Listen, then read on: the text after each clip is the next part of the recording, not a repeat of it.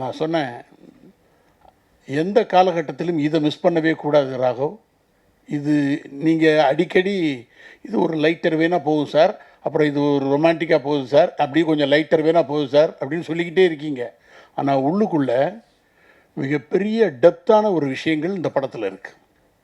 இது சமீபத்திய எந்த ஒரு திரைப்படத்திலும் இல்லாதது. This is the very much latest cinema in Tamil industry. இதை தமிழில் ஒரு தடவை சொன்னால் தமிழ் சினிமாவையே வேறொரு தளத்திற்கு எடுத்து சொல்லக்கூடிய அற்புதமான ஒரு அட்டம்ப்ட் இது.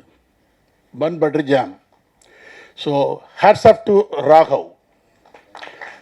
ராகவ் வந்து மெஜுரா காலேஜில் படித்தவர். அந்த மதுரை மண்ணினுடைய அந்த வீரியத்தோடு இருப்பார். ப்ளீஸ்,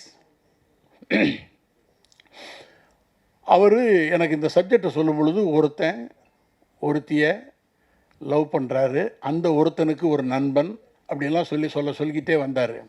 நான் சொன்னேன், இப்போ இது வரைக்கும் சொல்லிட்டீங்க, நான் இல்லை, இப்போ நீங்கள் சொன்னதில் நான் இல்லை, நான் எப்போ வருவேன் அப்படின்னேன். இது ஃபுல்லாக நீங்கள் பக்கத்தில் இருக்கீங்க சார்,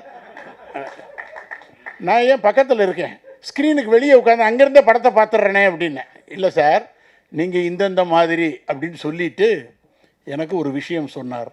அது இந்த படத்துடைய சோல் ஆஃப் த ஃபில்மாக எனக்கு பட்டது. அதனால that is the reason I accepted.